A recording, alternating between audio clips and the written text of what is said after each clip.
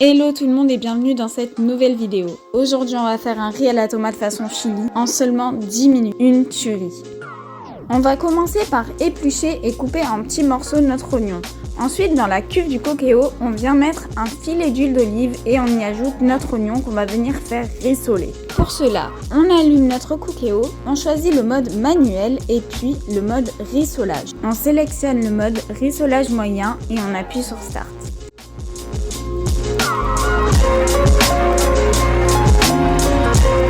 Une fois le rissolage terminé et nos oignons bien fondus, on vient ajouter le reste des ingrédients, c'est-à-dire les 200 ml d'eau, la brique de tomate coulis, les 150 g de riz et enfin l'assaisonnement. J'ai choisi ici un mélange à pizza qui contient du piment, de l'ail, du basilic, du persil. Enfin, il est plutôt complet mais vous pouvez mettre les épices que vous voulez. Et bien sûr, l'un des ingrédients les plus importants, les haricots rouges puisque c'est un riz façon chili et le haricot rouge dans le chili est indispensable.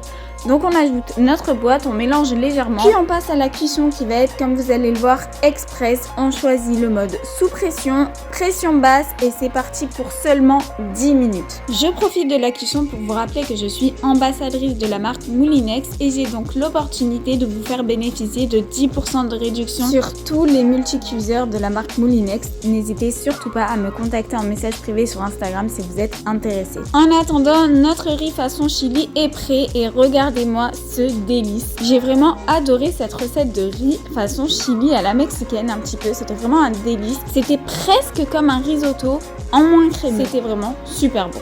D'ailleurs, n'hésite pas à me dire en commentaire quelle est la façon dont tu préfères manger le riz parce que j'ai pas vraiment beaucoup d'idées pour le cuisiner. Du coup, ça pourrait peut-être m'inspirer. Bon, là, pour le coup, pour cette recette, j'étais pas mal inspirée. C'était facile, simple, mais vraiment super bon. En tout cas, si cette recette te donne envie et si elle t'a plu, n'hésite pas à mettre un like, un commentaire, à partager et surtout à t'abonner pour me soutenir.